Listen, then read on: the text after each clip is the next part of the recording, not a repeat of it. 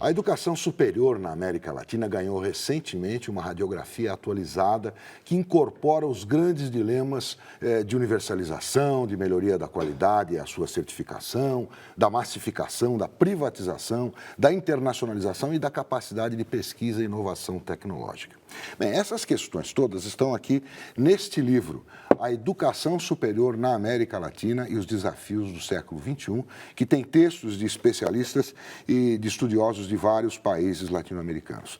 Nós vamos saber mais sobre esse livro e os temas que ele aborda com os nossos convidados de hoje, o sociólogo Simão Schwartzman, que organizou essa obra, e a professora Maria Rita de Almeida Toledo, que é do Departamento de História da Unifesp e pesquisa a história da educação no Brasil. Obrigado por terem vindo aqui no programa Ensino Superior para falar sobre esse livro, quer dizer, cujo tema é bastante importante. Eu começaria perguntando para o senhor o seguinte, professor, o senhor organizou essa obra, a gente sempre tem a ideia de que o Brasil está inserido na América Latina e que os países têm problemas e questões semelhantes em todos os níveis. Mas no caso do ensino superior isso não é verdade não, né? Olha, tem uma diferença importante, porque o Brasil começou muito tarde com a educação superior, né? Os países de língua espanhola, alguns têm universidades que vêm do século XVI. Né? E a outra coisa é que o que predomina na maior parte dos países da América Latina são universidades nacionais muito grandes e de acesso aberto. A Universidade de Buenos Aires, a Universidade do México, né? A Universidade da República do Uruguai, são universidades de que todo mundo que tem diploma de nível médio entra. Então, são universidades que podem ter 200, 300, 400 mil estudantes. O Brasil nunca teve isso. Né? O Brasil, a primeira universidade que realmente de verdade que o Brasil tem é a USP, em 1934. Né? E sempre foram universidades pequenas, e nunca houve uma universidade nacional, ainda que tinha um projeto, a Universidade do Brasil, do Gustavo Capanema, mas nunca, ela é a Universidade do Rio de Janeiro. Né? Então, o sistema público brasileiro ele é relativamente pequeno, ele é mais elitizado historicamente, porque o Brasil tentou implantar a partir dos anos 60 e tanto, 68, por aí, um sistema de tempo integral, com professores contratados, pós-graduação, etc., o que outros países da América Latina não fizeram, mas ficou um sistema muito fechado. Então, a demanda por educação, a pressão por mais educação superior, que existe em toda parte, em outros países da América Latina foram para as grandes universidades públicas, e no Brasil foi para o setor privado. Inverteu, é isso? E o setor privado no Brasil, então, virou o Brasil o país onde o setor privado é proporcionalmente maior do que todos os outros. 75% hoje em dia das vagas do Brasil são do setor privado. Agora, professor, se tem algo em comum entre os países da América Latina é a massificação. Houve um crescimento significativo da busca do ingresso, seja no privado ou no público, no ensino superior, em todos os países? Dá pra gente pensar em todos os países, Esse é um fenômeno, na verdade, mundial. Não é? O Brasil, a América Latina até chega um pouco tarde, mas, de qualquer maneira, esse fenômeno ocorre em todas as partes. Há uma demanda muito grande por ensino superior. E aí, evidentemente, que a capacidade que os países têm de lidar com isso é limitada. Não é? Porque, mesmo essas grandes universidades da América Latina, onde tem essas grandes universidades, elas não têm recursos e não têm capacidade de absorver e dar uma boa educação para esse povo todo. Então, todos os países têm que lidar com o problema da massificação, da demanda muito grande, da limitação de recursos. Né? E a outra coisa que é comum na América Latina é a politização. Né? Quer dizer, porque isso o Brasil também e na América Latina inteira, os estudantes participando, fazendo demandas, disputas que, na verdade, têm muito a ver com política, com concepção de visão do mundo e não necessariamente com o conteúdo da educação universitária. Né? Na América Latina, a gente fala nesse livro, teve o famoso movimento de reforma de Córdoba de 1918, que chama-se o Movimento da Reforma, que teve impacto em praticamente todos os países da América Latina, mas no Brasil não. No Brasil ninguém sabe desse chamado Movimento da Reforma, que era a ideia da universidade governada pelos estudantes, professores e ex-alunos, na época se chamava de tipo de governo tripartite. Então, a universidade latino-americana, ela tem muito de um corpo político, não é? Os professores, os alunos, os funcionários, hoje em dia, mais do que os ex-alunos, se organizam, né, em organizações, às vezes filiados aos partidos políticos, há uma disputa pelo poder. Não é? Isso é comum de toda a região. Mas eu colocaria aqui a Maria Rita na conversa perguntando o seguinte, isso no Brasil ocorre na universidade pública, né? Aquilo que o professor estava falando, da diferença entre universidade pública e universidade privada, isso ocorre, não ocorre na universidade privada, essa politização. Então, há alguma politização nas que são chamadas comunitárias. As PUCs, por exemplo, e ainda reduzida a uma ou outra PUC. Você não tem uma relação tão forte quanto é dentro das universidades públicas, né? Os estudantes dentro da universidade pública, eles tendem a ter fortes relações com os partidos políticos, sobretudo dentro do movimento estudantil, né? E há reivindicações de gênero variado, né? Porque são reivindicações que vão desde a ideia de que a universidade, ela, além de um projeto do tipo do que atualmente eles clamam pela universidade popular, que a gente não sabe muito bem o que é isso, né? Que são conhecimentos que eles deveriam ser mais produzidos pelo popular e não pela ciência, pela universidade, pelas ciências humanas, etc., etc., até reivindicações do tipo transporte de graça, alimentação de graça, etc., etc. Então, de um plano do que é um projeto universitário mesmo, até o outro plano de que a universidade ela precisa participar ela precisa sustentar o corpo estudantil. Isso se torna mais importante do que o acadêmico, a ponto de querer que a capital, né, o que a gente recebe em termos de, estou falando da minha especificamente, que ela é uma universidade antiga, mas ao mesmo tempo nova, né, sobretudo na área de ciências humanas, e que você tem fortemente a briga pela reorganização do financiamento e uma forte presença dos alunos, reivindicando que isso tem que ir mais para a sustentabilidade dos alunos do que para o próprio projeto acadêmico que a universidade pode ter. Uma pergunta para os dois. O professor inicia o livro falando muito do modelo de universidade, analisar como nasceu, como surgiu, como vem se transformando. Eu sempre tento entender o modelo de universidade brasileira. Veio da França, mas hoje a gente tenta ter um modelo de pesquisa como nos Estados Unidos, só que a USP tenta ser como uma universidade pequena nos Estados Unidos de pesquisa, mas tem mais de 90 mil alunos. Que modelo é esse? É um híbrido do Brasil? Isso é um problema? Dificulta um pouco o caminho a seguir? Eu acho que é um híbrido, né? Porque o que você tem é o modelo é curioso, porque a gente sempre ouviu falar que a faculdade de filosofia, né? O modelo da Faculdade Nacional de Filosofia da USP foi copiado da França, só que a França não tinha isso já há muito tempo, foi copiado da Itália, né? Mas o modelo, basicamente, é o modelo da formação para as profissões. Você está formando, você forma médico, engenheiro, advogado, etc. Depois isso replica para outras áreas. E, em 68, eles resolvem trazer o modelo americano. Mas aí vem uma missão americana, a famosa missão, o projeto USAID, MEC, né? USAID, MEC. Só que eles esqueceram que 90% da educação superior americana não são as universidades de Yale, Harvard, etc. São os community colleges, são os pequenos colleges espalhados pelo país inteiro. Né? Eles não olharam isso, eles olharam o modelo das grandes universidades de pesquisa. O Brasil vai ser igual a Harvard. Né? E é claro que não deu certo. Então, você superpôs sobre a estrutura da Universidade de Pesquisa americana em cima de uma escolas tradicionais que formam para as carreiras. E as duas coisas não se juntam.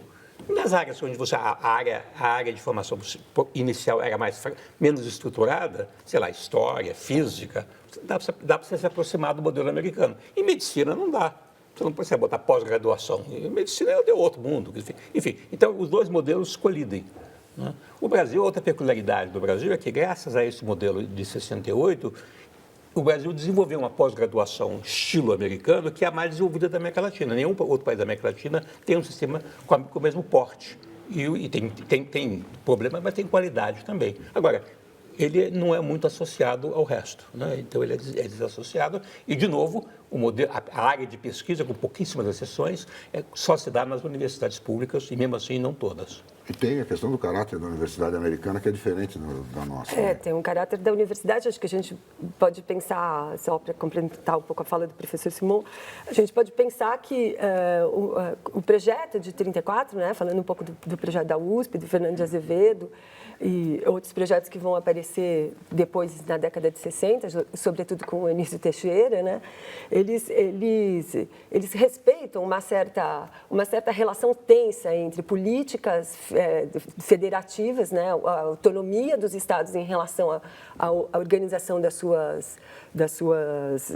seus níveis educacionais. Isso é uma tradição no Brasil muito forte, republicana, né? Os estados têm autonomia para organizar suas redes de ensino fundamental, médio, usando os termos de hoje, né? Porque na década de 50 até a 59, primário, secundário e o ginásio é o secundário, né? E o médio que seria o colegial, enfim.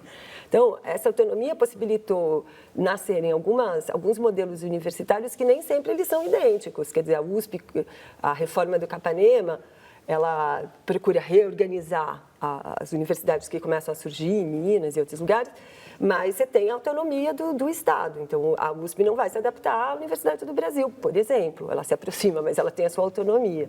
Então, é interessante pensar que esses modelos, mesmo para federal, assim, no seu cotidiano, na sua forma de se apropriar daquilo que é a política geral, vai se diferenciando. Então, tem algumas universidades em que há uma ênfase na área, em determinadas áreas. Então, a Unifesp ela surge com a ênfase na medicina e na área da saúde, só com o Reúne que ela vai se reorganizar como uma universidade plena, com todas as áreas, e ainda não tem área de engenharia, não tem um bocado de coisa, é só um exemplo, né?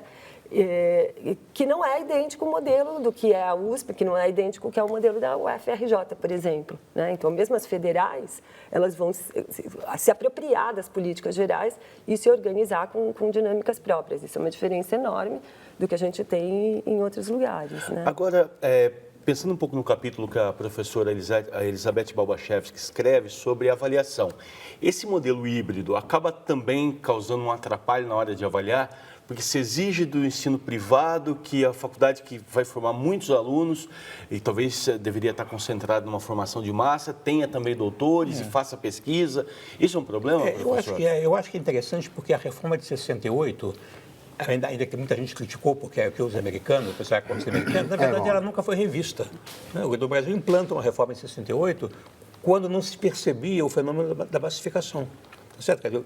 Quem pensou em 68 estava pensando assim, a universidade vai continuar nesse negócio pequenininho, a gente vai fazer um negócio bonitinho aqui. Enquanto isso, havia uma enorme pressão estourando, né, que o governo não sabia o que fazer com isso. Bom, essa realidade, ela nunca, na verdade, foi entendida pelos governos, sucessivamente, e transformada em políticas públicas adequadas. Então, o governo federal sempre tratou o setor privado como uma coisa que incomoda, que surgiu ali, mas na verdade não devia ter surgido, e a gente vai forçá-los a ser igual à universidade de pesquisa. Mas mesmo o sistema público não é. Na verdade, poucas universidades conseguiram reproduzir o sistema da pesquisa. Mesmo assim, pedaços de universidade. O FRJ tem institutos maravilhosos, instituto de biofísica, tem institutos importantes, mas a grande parte da universidade não é isso. Né? A própria USP ela é muito desigual, tem departamentos que fazem pesquisa muito boa, outros nem tanto. Enfim, então, é como que aí se você cria um sistema de avaliação e você chama os professores dessas melhores universidades para montar o sistema, aí então aquela universidade lá privada que dá aula de noite não tem professor de tempo integral, então nota baixa para eles. Né? Então, essas universidades estão fazendo outra coisa, estão atendendo outro tipo de público. Você tem que perguntar que tipo de público elas estão atendendo, quais os objetivos dela, que não são os mesmos da USP, ou não são os mesmos da Universidade Federal do Rio de Janeiro. Você só acredita que deve ter uma avaliação diferente para coisas diferentes? Você tem que ter avaliações diferentes. E talvez você não devesse ter uma avaliação tão centralizada. Eu acho que os Estados Unidos, que ele se transformou num grande modelo que o mundo inteiro, de alguma maneira, tenta imitar, uma das grandes vantagens do sistema americano é que ele é totalmente descentralizado e você tem todo tipo de instituições e todo tipo de avaliações ocorrendo ao mesmo tempo. Você não tem, o governo federal nem tem Ministério da Educação, não tem órgão nacional que controla os estados, tem lá suas instituições, né? E tem sistema de credenciamento que as instituições se associam para se credenciar umas às outras, voluntariamente. Enfim, é um sistema muito mais aberto. E um sistema muito mais aberto é adequado para o país grande e diferenciado e complicado como é o Brasil. A tentativa de você, desde Brasília, dizer como é que vai ser o Brasil, vai sempre dar errado. Porque Brasília não vai conseguir fazer isso. Historicamente, nunca ninguém tentou arrumar isso, a coisa foi virando uma bola de neve e a gente tem isso agora. Eu acho que a gente tem momentos de inflexão, né? Um primeiro momento de inflexão, que é justamente a década de 30, em que se pretende fundar as universidades, quer dizer, você tinha as escolas de ensino superior que eram isoladas, mas que têm um importante papel na organização das universidades no Brasil, porque elas vão ser absorvidas e vão dar um tom, inclusive das disputas de poder interno. Então, na década de 30, você tem uma inflexão importante, que é justamente do surgimento da universidade, da reorganização da forma como os intelectuais e a elite do Brasil ela é formada.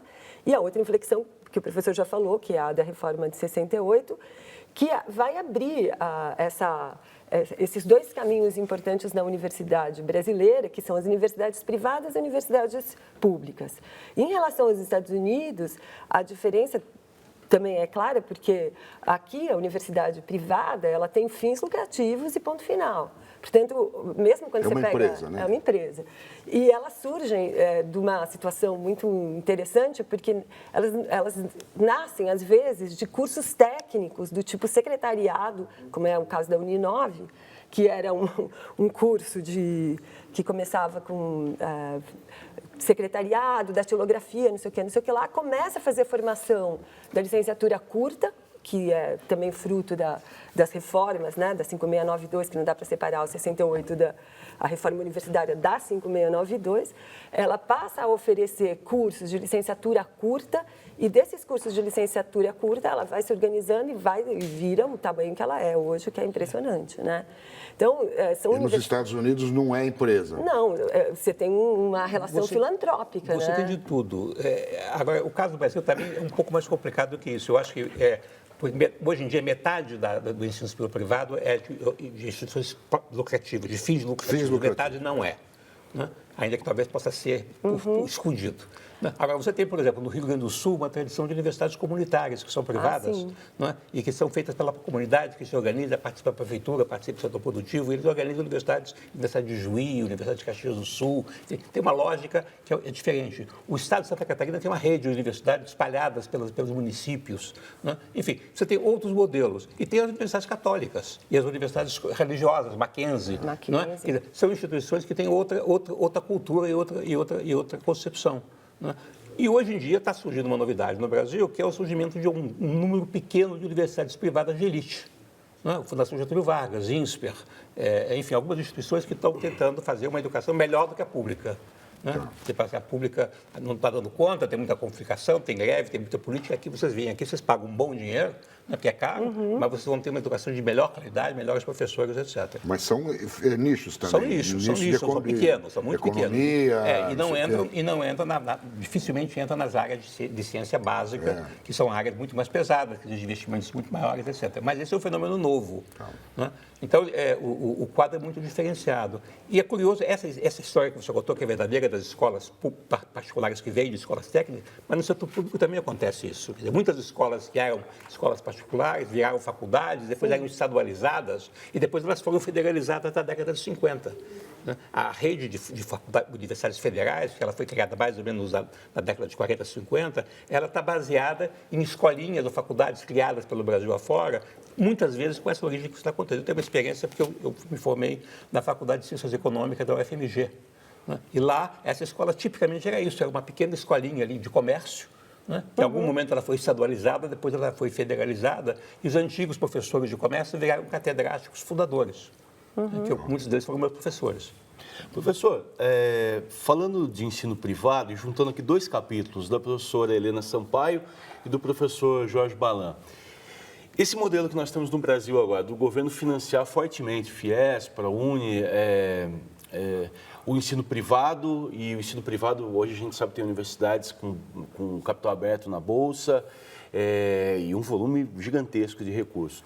Isso é bom, isso é ruim, tem algum problema? Como que entra nesse todo que a gente disse? Eu acho que tem muito problema, mas eu acho que a gente tem que olhar isso com certo cuidado, porque se não fosse o ensino privado, nós não teríamos 7 milhões de estudantes no superior, nós teríamos 2. Não é? 70 e tanto por cento. 75%. O ensino privado resolveu, em grande parte, um problema que o governo público, o setor público não conseguiu resolver. Apesar do setor público colocar dinheiro ali de uma certa maneira. Até recentemente, até digamos o início do governo Lula, o entendimento era que o setor privado não recebia dinheiro do governo público, a não ser para pesquisa e pós-graduação. A PUC do Rio sempre recebeu, por exemplo. PUC de São Paulo também. A partir do governo Lula, com o ProUni primeiro e depois com o FIES, o financiamento, o governo passou a financiar o setor privado. com uma lógica que eu acho que faz sentido, ou seja, é muito mais barato pagar um estudante na universidade privada do que criar uma universidade pública para ele. Então, é barato.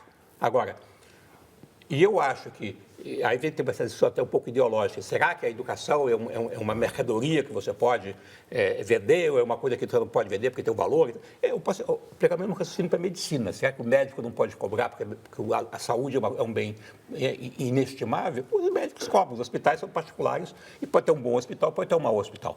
Né? Eu não vejo mal em si em ter uma empresa que venda serviços de educação.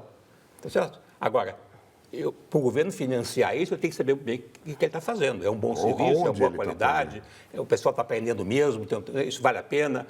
E os lucros, né, não estão sendo simplesmente repassados para o grupo, né, para os investidores e não se beneficiam dos estudantes. Ou seja, o financiamento público para a educação privada tem que ser muito cuidadoso, muito regulado. Eu não acho que em princípio, não deve haver. Tá? Eu acho que ele pode haver, mas você não pode fazer de qualquer jeito. Eu vou colocar uma pergunta. Posso só falar uma questão que eu acho que ela é importantíssima, que é justamente a relação do professor com a instituição, como é que ela se estabelece, né? O padrão que as universidades privadas têm, e eu já passei por, porque nosso itinerário enfim, da minha geração é mais ou menos esse, a gente começa a se interessar pelo mestrado, vai dar aula numa escola privada, dessas que a gente está falando que tem muito mais um sentido de lucro do que depois fui para a PUC, etc., até chegar na federal. A relação que os alunos têm com o saber e o ensino e a relação que os professores têm com o papel que eles estão cumprindo ali, ela é muitíssimo diferenciada daquilo que está posto dentro da universidade pública. Não há ponto de comparação. O aluno, obviamente, na universidade privada, essas que nós estamos, desse padrão, menos a PUC, menos a FGV, quer dizer, incomparável, ele se coloca como cliente mesmo. É uma questão de uma relação que não é uma relação com o ensino. Ele está lá para pegar um diploma. Se o diploma ele é mais facilmente comprável, melhor. Então, você tem avaliações internas de professores que pretendem ensinar alguma coisa que logo são demitidos porque os alunos são contra a sua autoridade, vamos dizer assim, na relação com o conhecimento e na relação com o aluno. Então, essa atmosfera, essa cultura institucional, vamos dizer assim, ela tem um impacto muito grande na forma como a gente tem visto como os alunos saem, né? E aí a questão que está posta aí, ela também é importante porque ela sempre vai se refletir dentro do ensino médio. Um aluno que se comportou, e que é a maioria absoluta dos professores, hoje em dia, que se comportou como cliente, tem uma relação X com o conhecimento quando ele está na universidade, ou nas faculdades isoladas, quando ele vai dar aula, ele não tem a menor autoridade com os seus alunos, ele não tem uma relação com a cultura. Ele é um recém-letrado que trabalha com a cultura letrada de uma forma muito superficial. E aí, o que a gente espera que esse professor faça? Não é só uma questão de ser mal formado, como é o bordão que a gente costuma ter. É uma relação com a cultura letrada, com a forma de produção de conhecimento que ela está posta quando a gente está trabalhando com a universidade privada. Eu acho que é isso que você está dizendo, mas eu acho que é importante lembrar o seguinte, quando o ensino superior se massifica, e você tem milhões de pessoas, o Brasil tem 7 milhões, mas deveria ter 14, né? O ensino superior ele se transforma numa quantidade enorme, variedade muito grande de instituições fazendo coisas muito diferentes.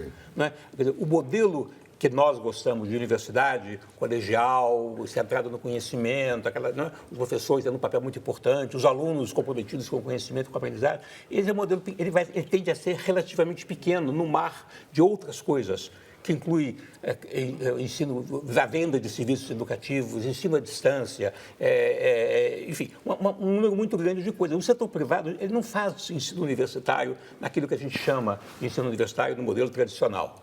Ele faz outra coisa. Mas profissionalizante. Ou às vezes profissionalizante, ou às vezes é o diploma, como ela está dizendo, né? Mas o setor privado, o setor público também. Quer dizer, esse aluno que você descreveu no começo, que está lá porque está brigando porque ele quer o dinheiro para restaurante de graça, né? E não quer pagar a escola, e tem o carro, não pode pagar estacionamento para a universidade pública, esse estudante, a relação dele com a universidade não é muito diferente do estudante que está pagando uma universidade privada e que talvez até cobrando, eu estou comprando aqui, por favor, me dê um bom serviço.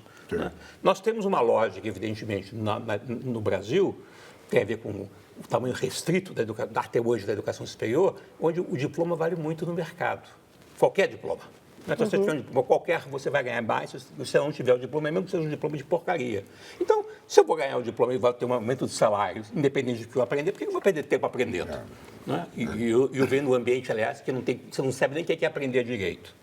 Bom, voltando aqui um pouquinho para o seu livro, a gente tem como aprender com os exemplos latino-americanos para, enfim, para colocar em prática aqui no Brasil alguma coisa desses textos que a gente colocou, que o senhor traz para a gente? Eu não sei diretamente desses textos. Eu acho que esses textos procuram colocar uma problemática que é comum para todo mundo. Agora, eu acho que a gente tem que olhar as experiências. Eu acho que vários países têm experiências interessantes de como é que você lida com a diversificação, como é que você lida ou não com os problemas do setor privado, como é que você faz com que as universidades públicas funcionem melhor, né?